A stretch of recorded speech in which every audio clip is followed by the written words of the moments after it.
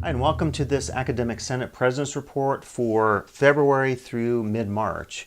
And as I've been doing in this series, I'm trying to give you an overview of some of the key issues that have come up at recent Board of Trustees meetings, President's Advisory Council, which typically is just a preview of what's happening in the Board of Trustees meeting, although you'll see this time around there was a budget workshop that might be relevant to some of your areas.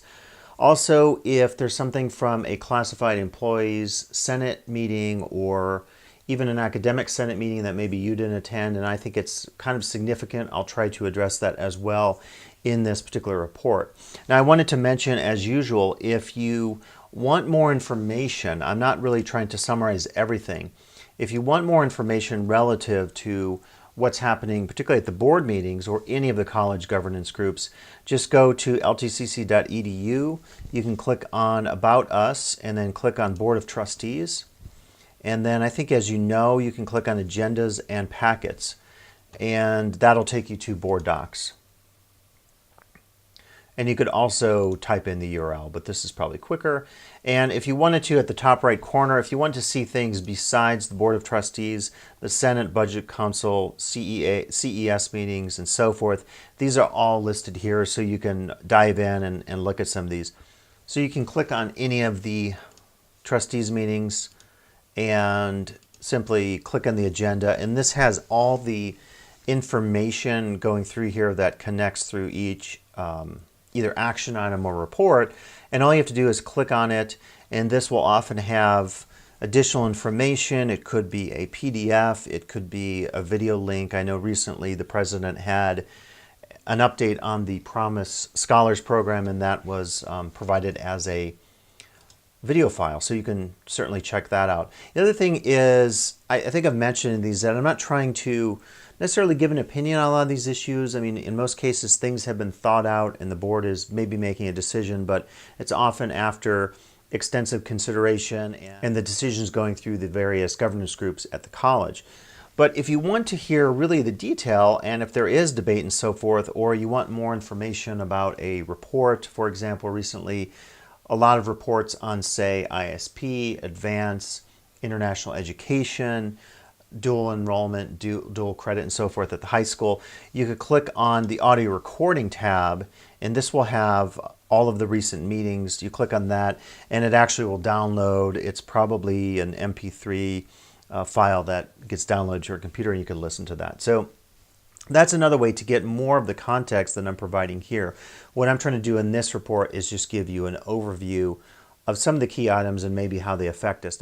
Now that being said, some of these issues may not affect you. So what I've decided to do in this report, because it could be a little long, it's just covering a lot of different meetings, is I will have in my report, when you go to YouTube, you can just scroll below the actual video, and I'll just do a time code for each of the items separately. So if there's something on there that interests you, like ISP or whatever it happens to be, you could click directly on that, and then you don't have to listen to the whole report, because there may be things that are directly impacting your program or department. There may be things that are not. If there's something about equivalency, and if you're not currently hiring any instructors or you're not serving on a hiring committee where there could be equivalencies, then you could just skip over that. So I will put that as a time code there just on the President's Report, so you can quickly jump to any of those items. So let me then jump in and talk a little more specifically about some of these issues here in this installment of the President's Report. All right, so let's look at some of the specific issues that I thought maybe were relevant to some of our areas or concerns. Again, you can jump to the bottom of this video, look at the index page, and that way you can skip around and discover the information that is most pertinent to you and what you're working on right now and your work areas and so forth. So from the Academic Senate meeting of February 22nd, I wanted to draw out a few issues that came up. One of these actually I brought forward in conversation with a few of my sociology and anthropology part-time instructors who have begun to notice, maybe because of some of the content in their classes, a lack of tolerance on the part of some students who maybe do not understand different lifestyles, different religions, different viewpoints, and so forth. And so I wanted to point to a few resources here And thank you to Mark Williams for bringing this out. So the Senate, some time ago, you might have remembered, passed a diversity statement on tolerance, and it's listed here, talking about free speech is at the core of the college, but we won't tolerate racist, sexist, homophobic, or other forms of discriminatory language or behavior. And we've also referenced here the LTCC Board Policy 5500. So that's one example of that, and it references student discipline procedure. So we can actually look at, for those of you wondering where this is found, it's in the college catalog. Again, you can get the PDF online, and it's starting on page 45.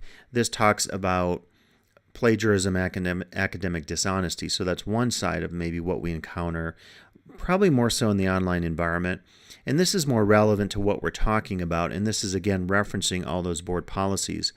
And so you can start on page 45. This is also, I think, or maybe it's 46.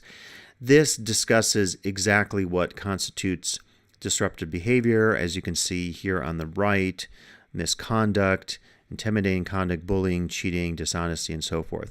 So this may be relevant if you are teaching certain types of classes that focus on content that is of a political nature or that involves culture or something like this, or social issues. So if anything more comes up, we might just bring this back to the Senate and have a conversation about this. Again, I think it's very specific. I brought this forward because of what I was hearing in some of the social science areas, but it would be interesting maybe to talk about this in the future. I had a conversation with Dr. King not too long ago, related actually to one or two of these incidents from a few of my instructors. And I mentioned maybe we could do a workshop or something in the future relative to mental health. I think it's becoming perhaps more and more an issue in some of our classrooms. So let's stay tuned for that, and maybe something will emerge in the future, either through Senate or convocation or one of the all faculty meetings. So let me jump back then to the second issue.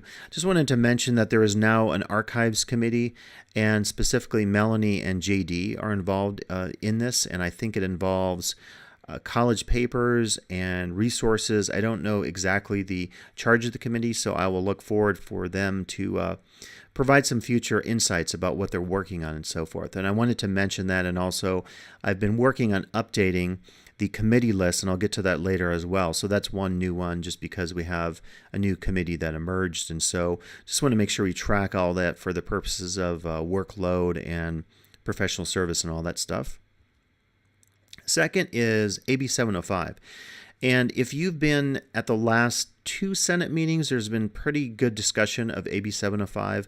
I won't get into all the context, and I have to say myself, I know some of you in counseling and math and English are really heavily involved in this. And for someone like me, if I don't know all the ins and outs of this, I really rely on other faculty to represent us and give us the information that we need. I know there's a lot of rich discussion about this. I wanted to mention this resource here, and I just discovered this today on my Twitter feed. Someone from the Chancellor's Office was mentioning this website. I'm not advocating for it. I don't know actually everything about this website, but I thought it was interesting that there's so much of a focus on 705 that there is actually a website talking about this. And this particular website is from the group Students Making a Change.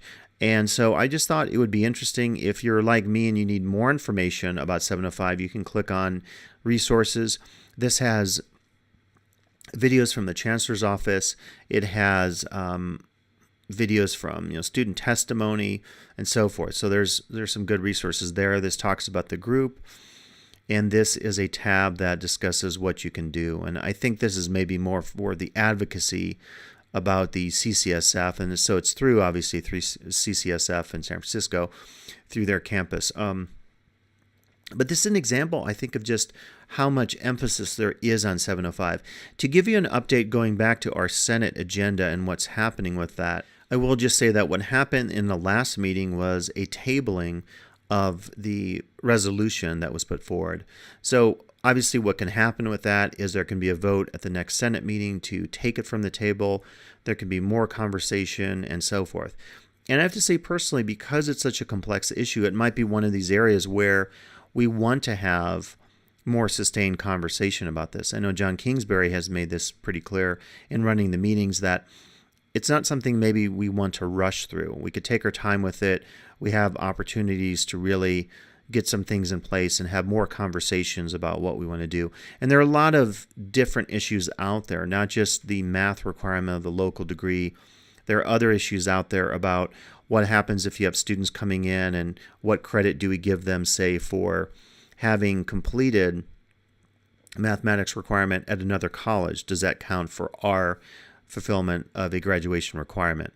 So probably more coming back on that. I just wanted to mention that. I'm not going to try to summarize everything about it because again, I'm not the expert on AB 705. I'm like some of you, not in math counseling or English, maybe trying to learn more about it and understand it and get a sense of all the issues on the various sides that have emerged in this conversation since the Assembly bill passed. So let me jump to this slide, and this is just related to what's been happening with Senate. So one thing to note is that Walter Morris, for Area 4 representative, will be going in sabbatical. We wish him well on that, starting in spring and continuing into fall.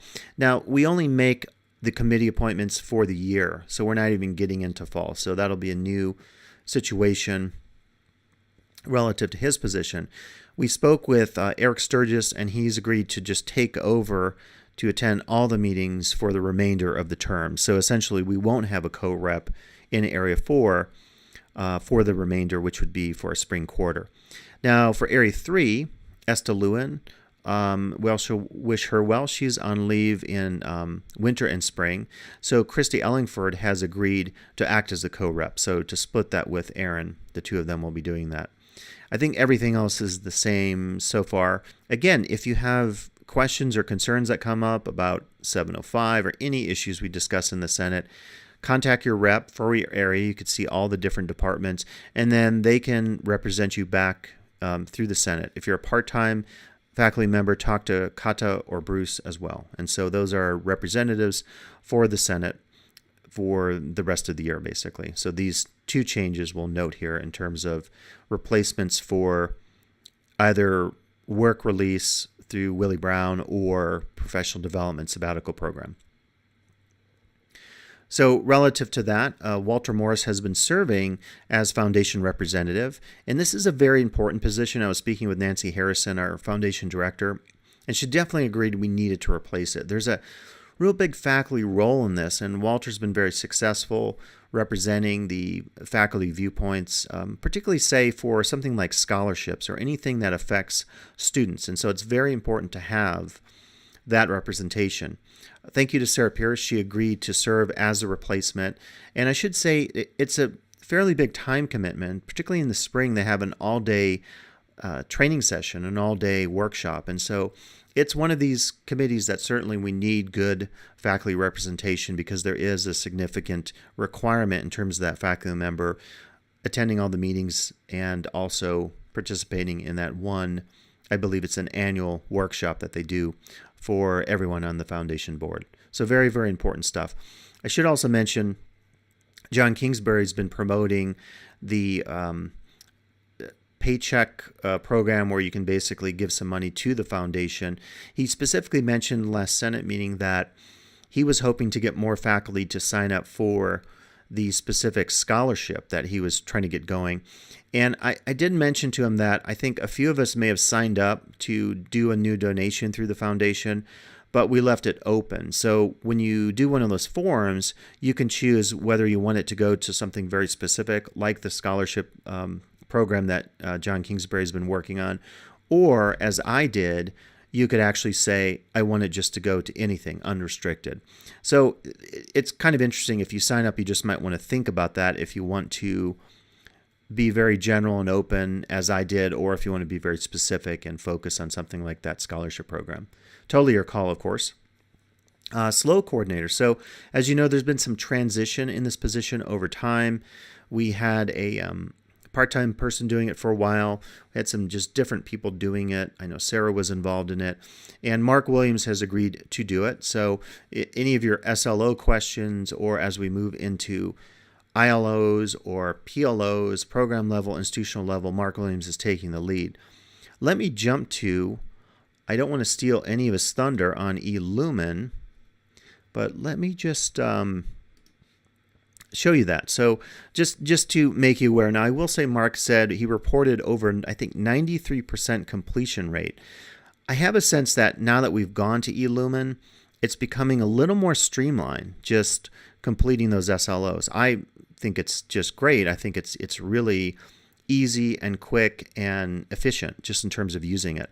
So once you log into Passport, you click on eLumen. I think most of you have done this. If you're a department lead, you're familiar with this.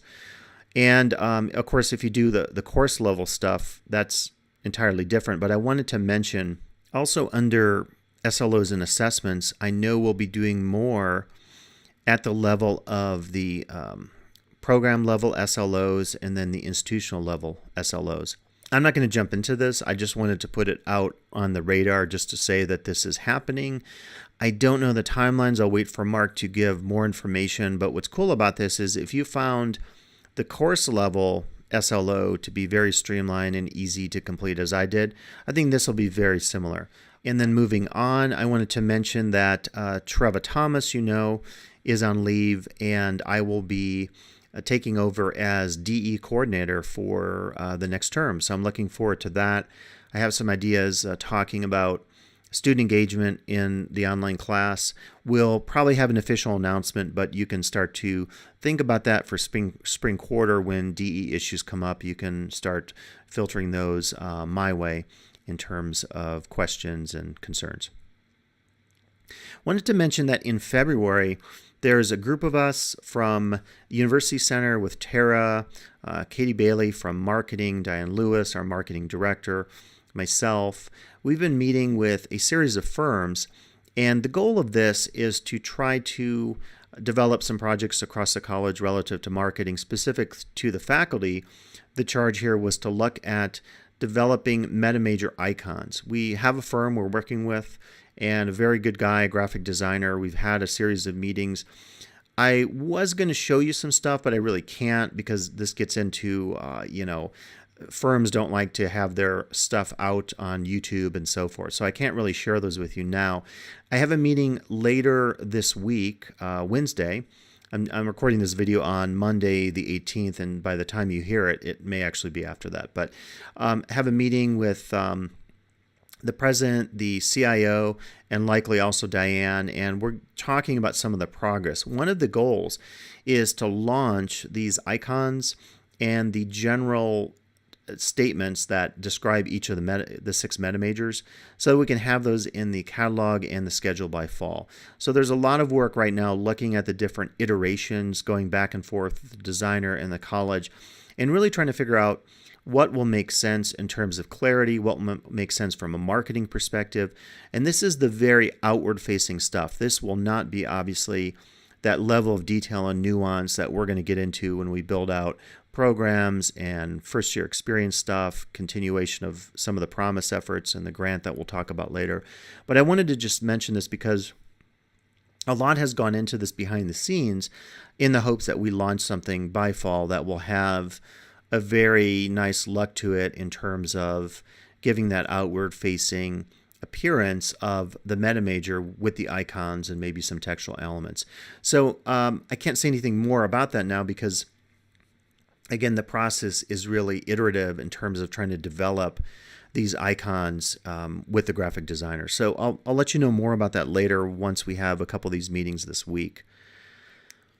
So related to that is Guided Pathways, and if you had a chance to participate in the session that Dr. King organized through Student Services with Dr. Poindexter from Sacramento, a lot of good conversation about the Student Services side of Pathways. And I thought it was really cool to have that aspect of it because what we had been focusing on in the faculty days was primarily that side of classroom curriculum, a little bit with career and so forth. And by the way, relative to career, I have the sense that maybe in the near future we might start talking about some of those resources. And I'm thinking specifically of Frank and what's going on in advance relative to a website I'll be showing you shortly. But let me actually take you to this one. And so I have you can see the website at the top here. This is the Statewide Academic Senate, so asccc.org/guided pathways with a hyphen in the middle. Pretty easy to remember. Wanted to mention this. Some of us have been participating in these webinars that have been pretty good relative to pathways. Now, if you go to this page, this has a lot of information about resolutions relative to pathways. You can sign up for the GP listserv, which is useful. There's a resource team that talks about people to contact and all that kind of good stuff. Additional resources here. So the webinars have been basically happening every Wednesday, and they go back quite a bit in time here. The cool thing is you could either click on the PowerPoint or the recording and get all the information. And what I might recommend, if you're on the Pathways Committee, you're probably watching some of these already. If not, if you have a particular interest in, if you're Mark and you're doing stuff with SLOs and learning relative to pathways, you could hone in maybe on that recording and that PowerPoint. And I will say there's some good information in here. Just check it out, dive in a little bit and see if any of this relates to your concerns or your efforts as you're thinking about pathways moving forward. So a great resource just to have out there through the Academic Senate. So moving on from pathways, I think a few of you maybe attended Dr. Duke's 90th birthday party. And this happened a couple weeks ago. It was kind of cool. It actually was held. I mean, it's rare when you get a birthday party on the actual birthday. And there was really good attendance in the boardroom. The event was put together, a reception, and you can just see some of the people who attended. There were quite a few speeches.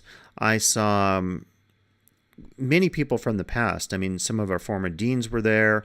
I saw a couple faculty members, Peg Cordes, Mort Myers from way back when in the 90s when I started. I started in 98 at the college, and it was kind of cool to see some of the people who really did a lot to build the early years of the college, including Dr. Duke. I didn't know Dr. Duke. I don't know if any of our current faculty did. I don't think so. He was before Guy Lease was president at the college, but it was cool to just hear some of the stories. They had a cake. Our board was there, and it was just good to hear some of that history and some of the tales that people told about the old days and things related to the board and the college and so forth. So the PAC met on February 26th, and the PAC is the President's Advisory Council. And a few faculty members asked me, what exactly goes on in PAC, and does this group make decisions?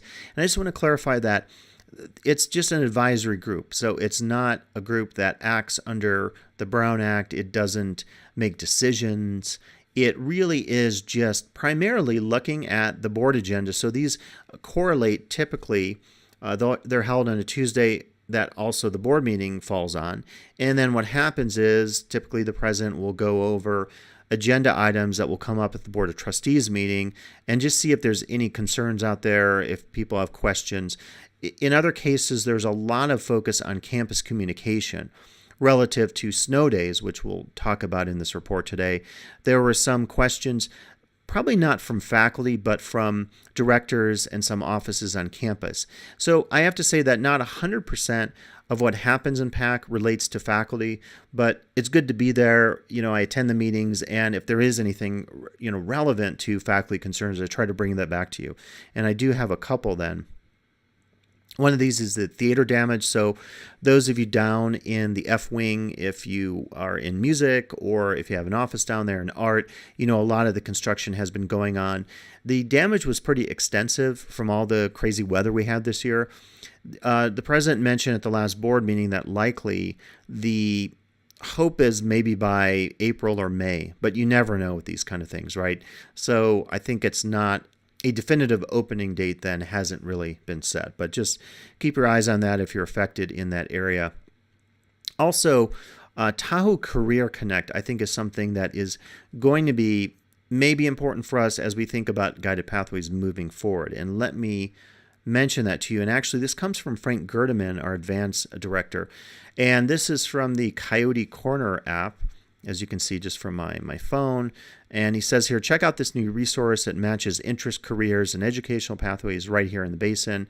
Collaborative effort with LTCC, Tahoe Prosperity Center, and Advance. So I thought we would just, let's take a look at this. There was actually a really good demo in the PAC meeting, and so I had a chance to look at some of this. But if you haven't seen it yet, you might want to just go to this website and get a sense of what is here. This is the type of resource, and I don't know what will be happening with pathways in the future, but This has a lot of potential. I think anything that has, clarity to it as far as career opportunities out there, you can click on all these things and really get some ideas. It also has our local programs, so it's really promoting a lot of what's going on in your university center. So that's good to see. You could click on, I haven't done this myself, but we could just take a spin here. You could browse different careers. And I suspect this stuff could change over time. One of the things if you talk to Brad and the folks in career and technical education, a lot of things change over time. We're redoing how we approach culinary arts and hospitality. We're bringing on cybersecurity and some other areas. So this is the kind of thing that it's not static. It's constantly changing. And even within our disciplines, I have to say, like within anthro, as I've thought about how could I make anthropology connect more to careers with pathways and so forth, even our disciplines are changing, and the way that students get jobs or the fields in which they get jobs. And I know in anthro, a lot of folks are no longer going into academia. They might be going and working in the corporate sector, doing HR work or corporate culture kind of stuff. So it's kind of interesting. So you can click on any of these and take a look at them. I won't go through this in depth. I'm sure there will be trainings and more about this. And then another thing you can do is you can look at what's called a career assessment. And you could either do the detailed or the quick. And I'm trying to remember, people had different opinions on which of these was more accurate. But, it's maybe a fun thing to think about. And it's saying here, don't worry about education or training or how much money you'll make and so forth. So I guess what you would do here is you could just click on this and see. I guess on this, I'm just trying to think about my field. So I'll click strongly disagree. There's a mixture of this, so I will agree.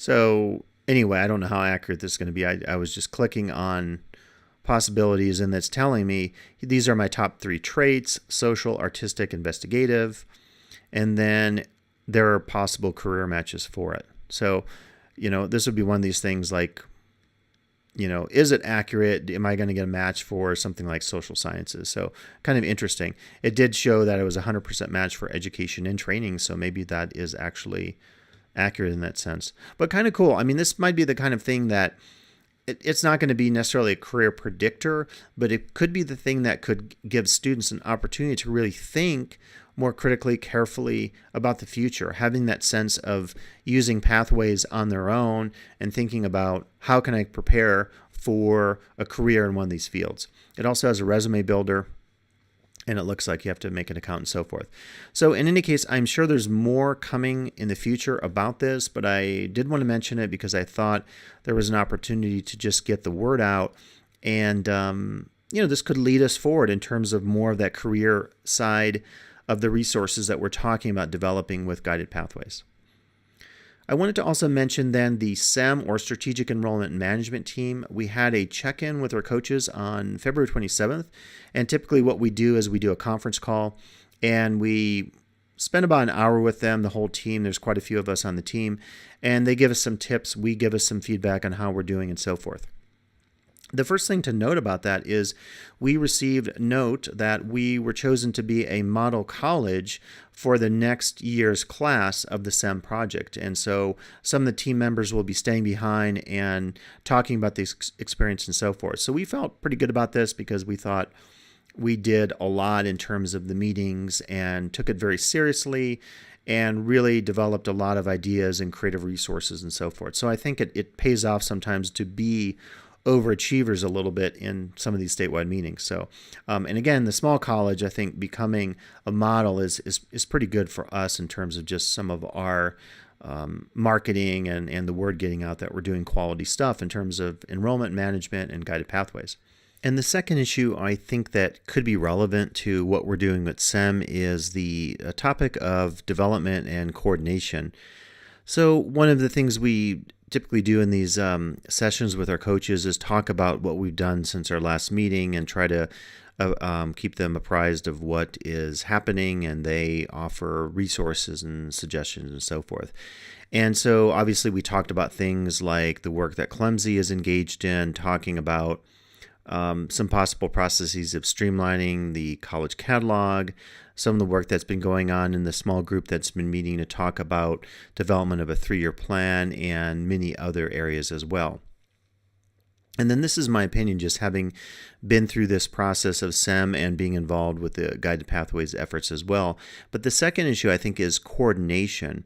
And if you look at any of the issues we've been working on, whether the 3-year schedule or the work of the Guided Pathways work team, or any of the all-day faculty events that have happened over the last 2 years, it's not that any one of these issues is necessarily a challenge or something we can't analyze and talk about from like a problem-solving perspective. But in some cases, it's thinking about how to connect one piece to the next. And that process is really something that we're all working on collectively. And I think it's something that will continue with some of the grants that are coming in the near future that we'll hear some announcements about. I feel like that may push us in some very positive directions. For example, using the Promise program as a model for a potential first-year experience. And so I think any of that opportunity we have to gain some of these grants and to test drive some models out there that maybe we could use in the future, I think could be pretty effective and offer us opportunities to do some of that coordination work that's so important with Pathways and SEM. So those are the two updates from that meeting. The Board of Trustees meeting on February 26, 2019, I'll give you an overview of some of the things that came up. Again, you can always look at the board agendas to get the in-depth conversation about what has been happening. So international students, Marta gave a really good update on international students, and I thought I would jump to the board agenda from the 26th. And what I like about the agendas now is that they have a lot of hyperlinks, so you can actually click on any number of documents, videos that are used in this case to basically give you backup to the presentation.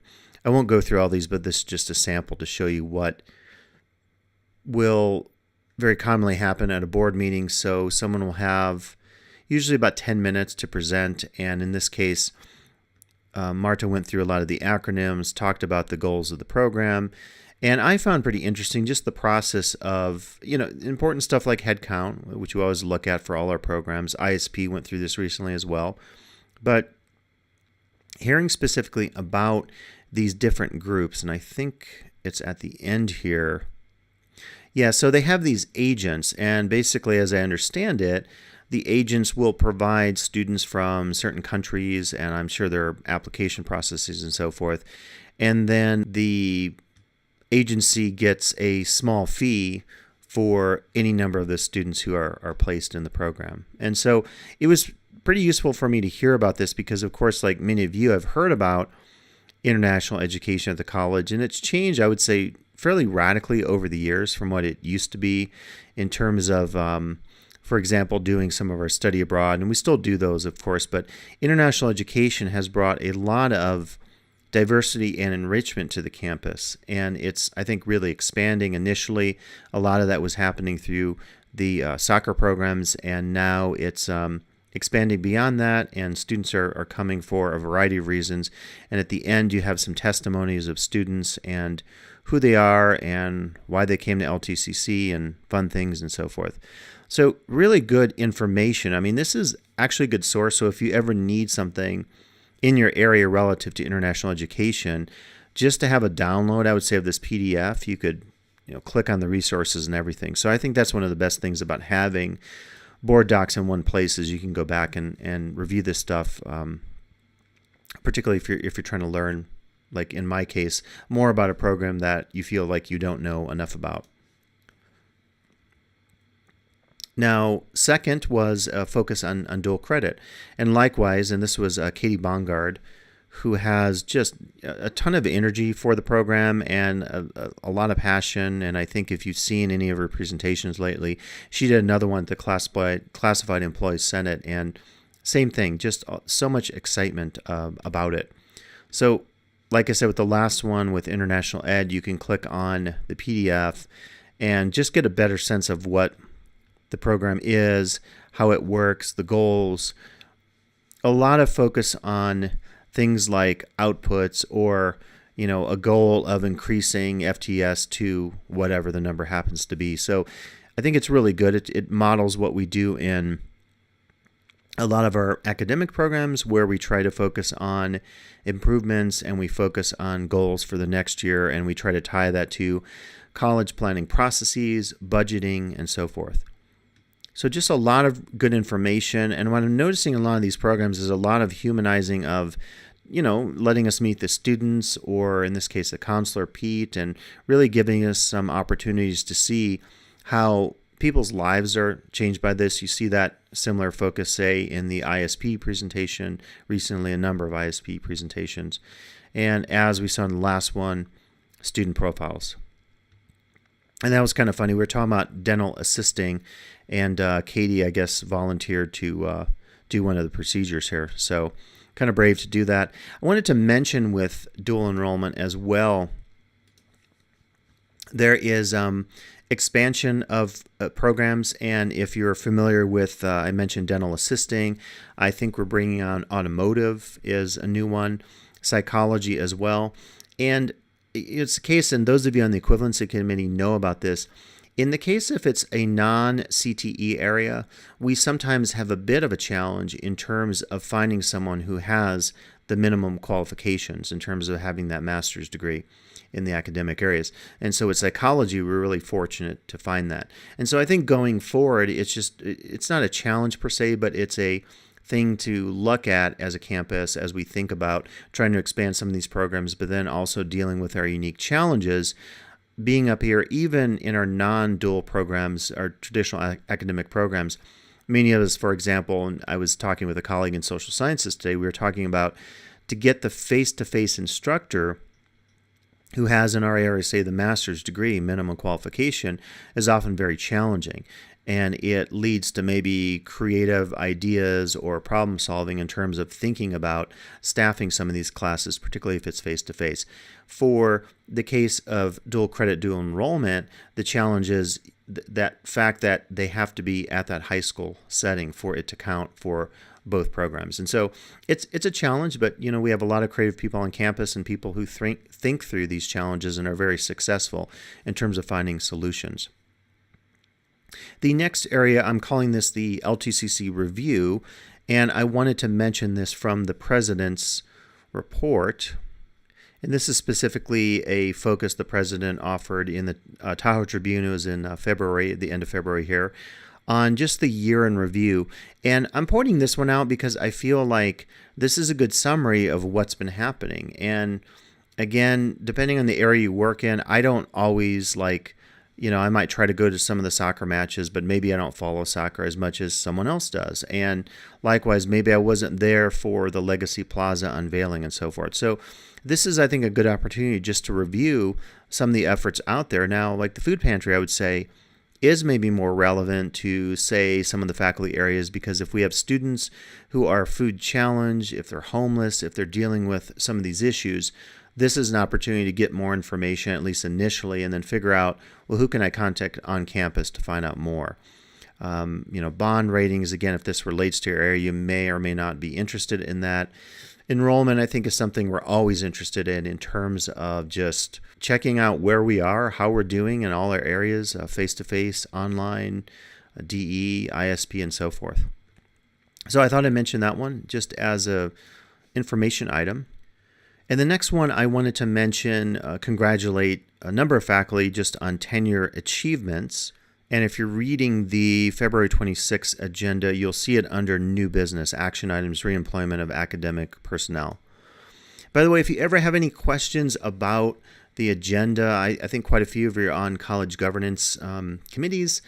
We use board docs for so many of those committees. But if you ever wonder things like Robert's rules about what is meant by new business or a consent agenda versus an action item, just let me know. Stop by the office sometime and just ask me. I'd be happy to go through just the format of the agenda, depending on whether you're familiar with it. So I it's the information here at the bottom. So as you can see, Sean Ryland is fully employed as a tenure employee. So I think most of you are familiar with the process of tenure. And so that's why at the recent Senate meeting, I just congratulated Sean because he's like official. Once you have tenure forever in the district. I also congratulate the rest of the faculty listed here because they're moving through the process. We've all done that. And so we congratulate all faculty moving through the process. And of course, achieving tenure, as Sean just did, is a really big deal because it's permanent. So Julie, Melanie, Clinton, and John, JD are mentioned here. And then, as they said, Behnaz has a 2-year contract already. So there's a different process that happens if you're the first year faculty member versus the second, the third year, and so forth.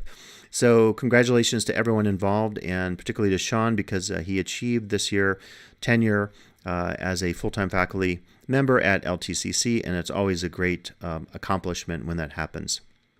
And moving along here, I wanted to mention something briefly about scheduling. And this is something that if you have questions or concerns, I'll mention this at the end of the video today. Just get back to me or talk to your reps about this or your other 2 officers on the Senate as concerns and questions come up. Obviously, the officers and the reps can't talk to everybody. We don't hear everything that's going on campus, but since this process has shifted somewhat, I think it'd be important to do some check-ins. So this is the scheduling process, and I just wanted to mention what's been happening. So there's been a group of us meeting. I've been meeting as the Academic Senate representative. We've also always had someone from counseling there, whether Sarah, whether Pete, whether Tracy. We've had Natalie from the instruction office working on this. We've had the 2 deans of instruction involved in this, and then the CIO, Dr. Michelle Risden, involved. So this actually dates back to one of my tasks along with Sarah when we were doing the fill-in work as FOSA back in, seems like a long time now, winter 2018. So this actually started way back then, and it was just an idea that Dr. Risden had, I believe, and she said, could we get together and try this out and see if we could try to create a schedule that's more long-term and take into account things like, we talked about dual enrollment, but some of the unique programs out there. Could we come up with a color coding system that could identify some areas of concern? And this could be something that could be generated through the departmental level. So, for example, in anthropology and sociology, I've been looking very critically at, do I need a local degree? I've been looking at, if I say do away with the local degree and just keep the transfer degree, would I then maybe not need one or more of the anthropology classes that were basically designed for a local degree and not for the associate's and transfer degree? And so all these kinds of issues that are generated at the department level, eventually we talk about how do we coordinate these issues together. So if I'm offering my cultural anthropology class, or I have a part-timer teaching it at a certain day and time or online, and I discover that Christina Tomaleo is offering another class that fulfills that same GE area in the social sciences, and then JD is offering another class, are we starting to compete with one another in some areas? And that question, among many other questions, have been really our topic or topics of concern as we've met frequently over basically the last year in different groups and different processes and different areas of focus. So there's more happening on the horizon, certainly, with this. And again, if you have specific concerns that come up, I know the word has always been from Michelle Risden to talk to your dean if you're concerned about the scheduling process, or if there's something that emerges either through this document that the counselors are now using to advise students, or through the current versions that you're getting from Ricky and Darcy of the schedule drafts. If something comes up, like, for example, there was something in social science in my area about an evening class, and we had a conversation, and then I was able to reach out to one of my part-time instructors and confirm, hey, can you teach this evening class for us in fall? And she said that was fine. And so I think if we all have enough advance notice of this, it's a lot easier to think about issues relative to staffing. Keep in mind, one of the goals of both SEM and Guided Pathways is to not use staffing or availability or a particular faculty member's area of interest. The joke has always been if you have someone who moves in the town and plays didgeridoo or speaks Polish, it doesn't necessarily mean that then you should create a class just based on that expertise. And I have to say I'm kind of guilty of this in the past in my program, where I had certain faculty coming in and they were great at what they did, and they had areas of interest or expertise, but we would offer a class in that area of expertise. And in one case, I remember doing this, we had a special topics, and then we eventually transferred that into a permanent class. There wasn't student demand, and this was well before Pathways. This was like maybe 12 years ago or so. It's been a while. And then we ended up deactivating that class. And so that's something that I look back at, and I'm like, yeah, I probably shouldn't have taken that approach, an approach that's based on staffing and areas of interest. Now, that's not to say we couldn't develop curriculum based on expertise and based on new opportunities out there for student growth or program growth or whatever. But it's just, I think, a different way of looking at issues.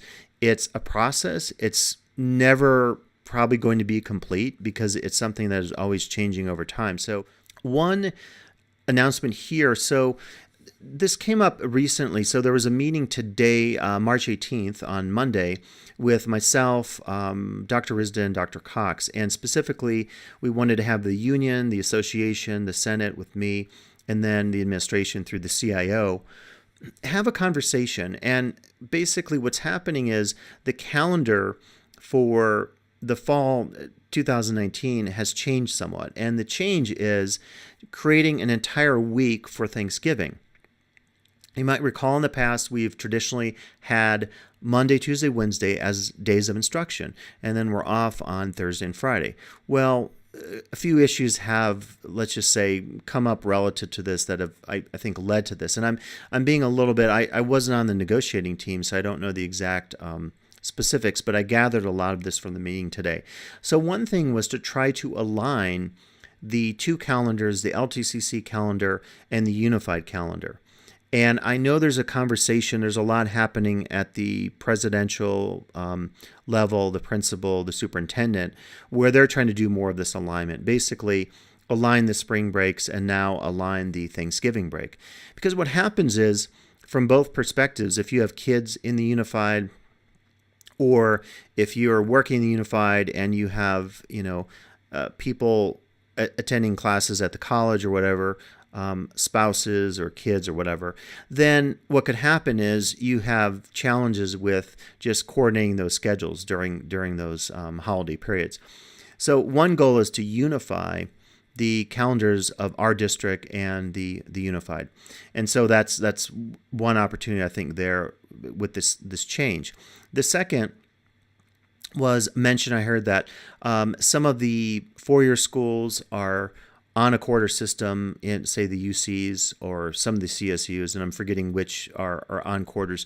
But some of those then also have this approach just in terms of the practicality of that calendar, having a week for Thanksgiving as opposed to just having 2 days at the end, a Thursday and a Friday. And the second one, it's something that I personally experienced. If I've taught, I remember in the past teaching a class, I believe at the high school in the late 90s or early 2000s. And it was one of these that met on a Wednesday night from 6 to 10. And I have to say, Wednesday night 6 to 10 was brutal. It was just brutal for the student because they wanted to make travel plans and they wanted to be where they needed to get by Thanksgiving morning and not leave on Thanksgiving or something like that. So I always remember my Wednesday night classes were just decimated. Students weren't there. And then I thought, like, as an instructor, I could give them an exam on a Wednesday night, but is that really fair? So it was always one of those like dilemmas I had with a Wednesday night class. Now, you may not teach that kind of a schedule where this affects you, but I think that last reason for doing this is maybe one of the best ones, because if you're on campus during Thanksgiving week, even on a Tuesday night, maybe if you have a Tuesday night class or a lab, a late lab, some students are already leaving for their holiday break. Now, you can get into the whole thing about, should they be doing that and so forth? And did you do that as a student when you were in school and so forth? That's a whole nother matter that we could, debate and talk about in the future. But I think this opportunity is a good one. We can test it out.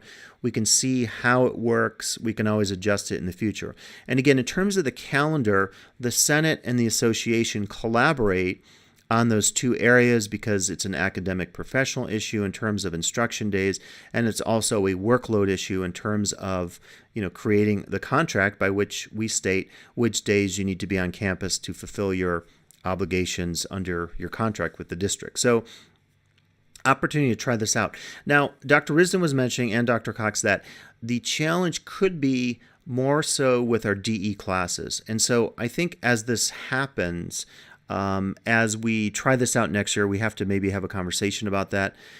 Basically, with a DE class, we don't necessarily envision this like it's turning into a 13th week of instruction, right? We don't want that to happen. So I think what probably needs to take place is all of us teaching online have to say, we're going to notify the students that during that Thanksgiving week, depending on our due dates and stuff, we're going to take that entire week off. We won't have work due, we won't have projects due or whatever. Because if you added another week of work, right, that wouldn't be fair to the students, and then it wouldn't be fair to the faculty because you're working an extra week. And so that is maybe the thing to communicate out to part-timers as you communicate with your departments, is just to make sure for the DE class format that this is definitely a week off. For in person, it's kind of practical. The doors are shut right now. It's not going to be just for information purposes. It's not a hard close Monday, Tuesday, Wednesday. The college will be open, but it's a hard close, obviously, Thursday and Friday, and then through the weekend for the holiday. So it's just probably a little bit of communication that we all have to do collectively. Dr. Risden, I think through instruction, will be crafting a letter that took into account some of my ideas and Kathy's ideas as we met today. So that's kind of a long ways off, but I think it's important just to start to get the word out about that change, because it definitely is a shift in how we've done things in the past. We'll jump to the Board of Trustees meeting for March 12, 2019. So that's the most recent one. So the first of these is Measure F. And so Measure F, you probably know a little bit about. And I'll just shift here as we're talking about Measure F to the agenda for March 12th. As you can see here, there are some backup documents. So there are two reports relative to the Measure F check-in, if you will. One of these was the annual report. And you can download this if you want. I'll just say on the copy of the report and also the audit from our auditing firm, I have hard copies that I received at the meeting. So if you want to look at these in hard copy, then you could do this just in my office. Just let me know, or I can put in your box or whatever. So this is just a very brief, and probably for most of us, for me personally, this is the level of detail. I don't feel like I need to read the audit report. But someone who teaches business or in another area, you might want to look at that in more depth.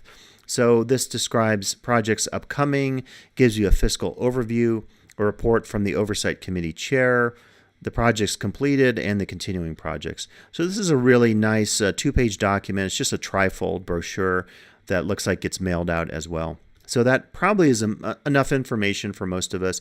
If you want to look at the audit, which was the second item, you could do that here, and that is offered also as a PDF. So this is basically a firm. They were hired to do an audit, and they gave us the notification. It was one of these Skype, distance conversations, which is kind of cool. I think that we can do those because, you have the person there basically, virtually. And it was a report of no findings, and so that's always good. So everything was legit and everything was in great shape just in terms of how the money was spent. And that's obviously everything. You always want to hear that when an audit report is given, whether it's a general audit for the college or one of these that's very specific to the Measure F bond initiative. So anything else about that you want to know, then definitely just, again, talk to me in the office and we can have a conversation about it. The second thing is the Washington State update, a visit that Brad, Frank, and one of our part-time faculty members in culinary participated in. And if you want to see the report, it's very lengthy, so you could check out. Here's the text. The text just gives you the highlights. Here's what they did on the visit. They learned about the program, and then this is the actual hospitality brochure.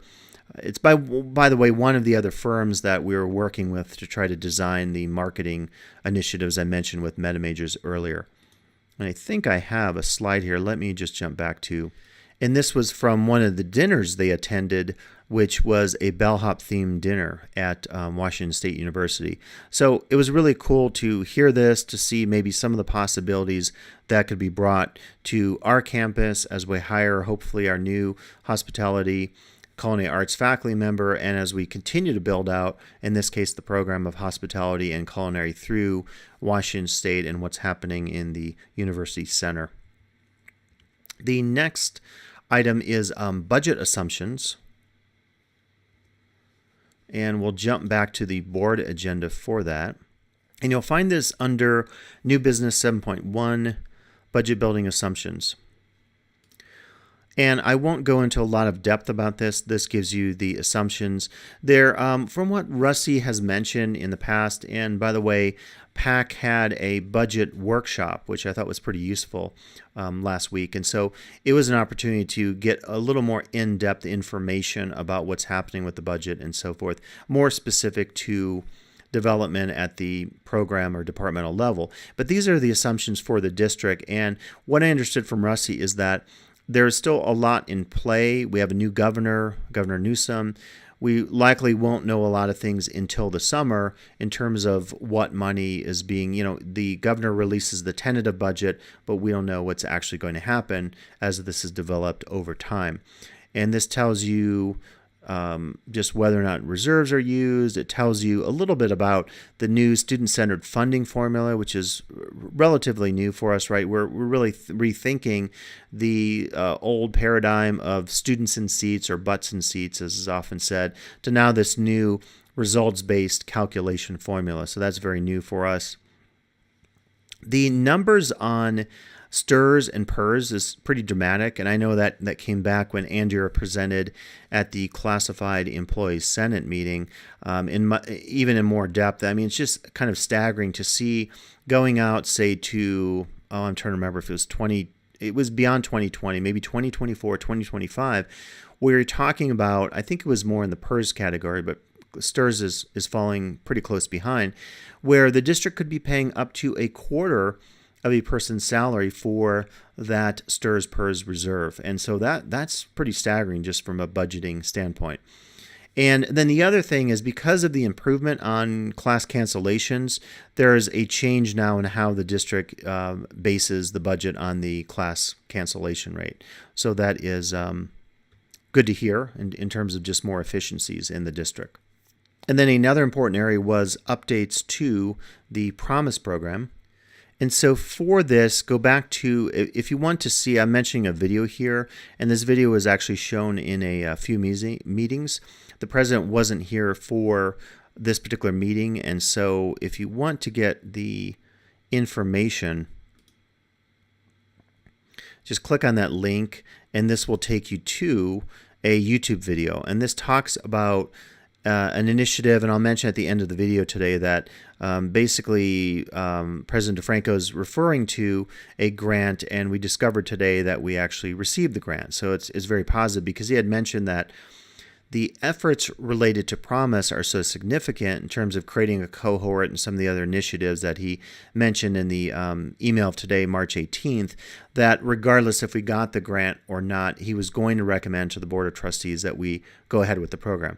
So really good news, because we got that $150,000 grant, and so that offers an opportunity to do it fully funded and take advantage of all the opportunities that it'll provide. So you can check out this whole video. It is unlisted, and so this is too long probably to look at the URL. So what I recommend is just go back to the board docs and click right on that Promise Scholars Program Grant Update. And that's a really good opportunity to get a very brief description of what the program is and what it hopes to accomplish. More messaging, I think, is coming out about this, because we just did receive that grant here on Monday, the 18th of March, if you checked your email today. And actually, here is that email. So you received this today. And as I said, once the grant is official and it's announced publicly, then the college will be putting out a formal announcement. But this is pretty good. So if you go back to either the board agenda or this, you can click on any of these because it has information. There's that video presentation again. And then it talks about this ASAP model through CUNY, which is a really great City University of New York, and it's also somewhat based on Skyline College's Promise Scholars program. So it talks about here the graduation rates, and really promising. It just shows you maybe opportunities for us to improve in terms of getting our graduation rates up, and you see just some of the numbers given here. It talks about what the grant will give us, and it highlights some of the models out there and what they do. For example, efforts with their English 101 class, with cohorts and so forth.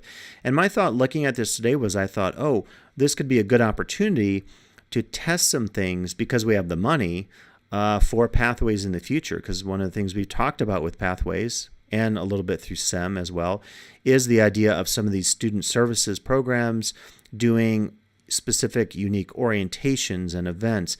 Each of these, say, tied to the 6 meta majors that we're developing. So that model, I think, could be a good test run, and having $150K to do it is pretty good, right? Because it's really great for our budget in terms of having that backing to start with. I wanted to mention the Classified Employees Senate meeting of March 15th, 2019. Like all the other groups on campus, if you want the backup information, go to Board Docs, click on the agenda, you get all that information there. I've been meaning to attend one of their meetings, and with hiring committees and other meetings on the days that they meet, I just haven't been able to make it. I finally did, and I was glad to be there. So we had another dual credit, dual enrollment report by Katie Bongard, very similar, though she modified it. So if you want another version of that, check out the Classified Employees Senate agenda, and you can see the different version of that. And then the second one was the discussion of budget. And I won't repeat a lot of what I just said because some of this was given at the board meeting. Now, if you get close to retirement, and those of you thinking about retirement, it's never, or even if you're not that close, it's never too early to look at some of this stuff. You can go to the STIRS website. You can have a meeting with someone. You can have a phone conversation. You can get one of the handy booklets or brochures, or I often will go on there and look at my STIRS calculation just to budget my other money I'm putting aside for retirement. And it's really handy just to think about some of that stuff because, again, it affects maybe your decision whether or not you're retiring and so forth. A little off topic there, but because that came up, I just thought it was kind of staggering to think about 25% in the future could be the number, and that will continue to rise in terms of what the district owes with the STIRS and PERS reserves payments.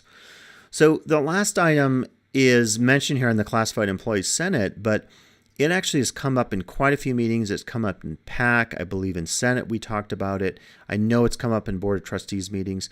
We've had a pretty crazy year, as most of you know. I just driving up, I haven't seen a February like this, and actually part of March, and now I hear we're getting another storm coming in this week.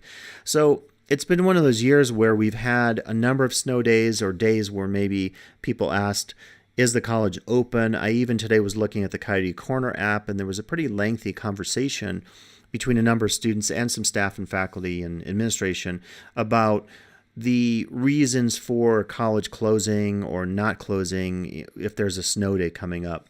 And I'm not going to get into the depth on this. There's a lot of good backup information in a number of the board docs areas. If you have trouble finding that, let me know.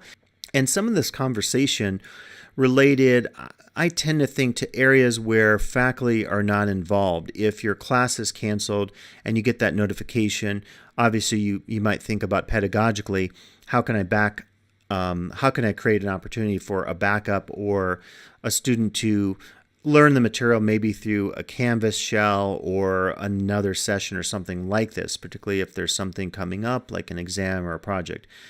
But the conversation really did focus more on areas of the college where, there had to be work done that day, even if the college was closing. And so I think a lot of this probably relates more to those offices. But if you have a faculty concern, or if you have staff, if you're working in the FEC or in the art department, and you have anything that might relate to one of these areas, let me know or talk to one of your reps, because you never know that there could be something like this. But I tend to think it's, staff on campus who really need to be there, obviously, to clear the parking lot or to do social media updates, or staff in the president's office if there's a board meeting that night or the next day and they have to get documents ready for that board meeting. Then obviously they have a reason to maybe not be on campus, but to work from home. So I don't think that affects a lot of our faculty areas, but if you think it does, drop me a message, come by the office, and I can try to get that information for you. And that actually leads to the next area. So it's just a general throw it out there kind of thing. How do you think communication is going? Do you think relative to the Senate or other governance groups, what's happening? Are you getting the information you need to know, and so forth? And one of the reasons I throw this out there is because I noted this year, it's been quite a few, I want to say like 10 years since I've done the Senate President gig. And it's been fun to see like a new version of it, because the Senate has changed so much and the college has changed so much, to me at least, in the last 10 years. Even how I get information out there is, I think, different. And that's why I've been trying to use some of these videos to see if that is more effective. You might say it's less effective. Give me feedback on that, and we can have a conversation. But one of the things that is a little bit different in terms of just the number of faculty on campus, obviously people are doing sabbatical, PDL leaves. People are taking advantage of the Willie Brown reduced teaching opportunities out there.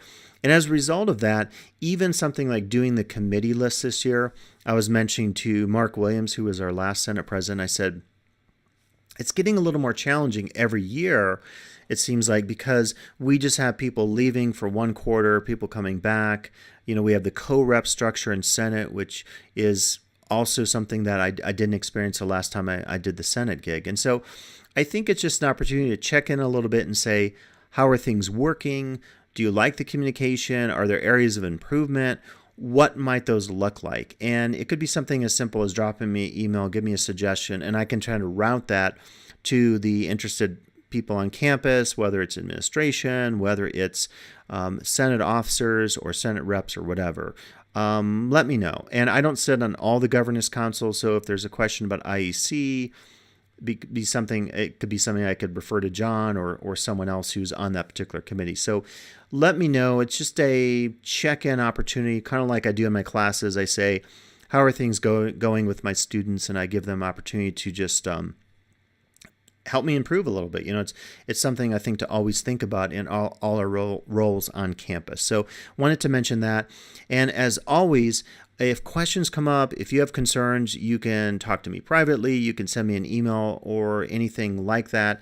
You can ask me anything about the agenda items that are coming up on a future board of trustees meeting and so forth. And so I think it's an opportunity always to stay in the loop, but I don't talk to everyone on campus, and I can't know what all of your concerns are. So if you have a very specific concern or something you want to talk to me about, or any of your other officers or reps, just make that effort. Send an email, stop by the office, leave me a voicemail, and I'll try to get back to you and hopefully answer your question. And if I can't, try to find out who can answer that question.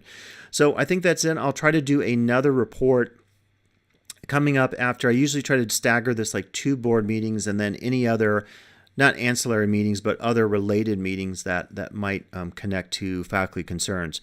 And just look out for that next video report. And as always, thanks for listening and watching, and I will talk to you soon.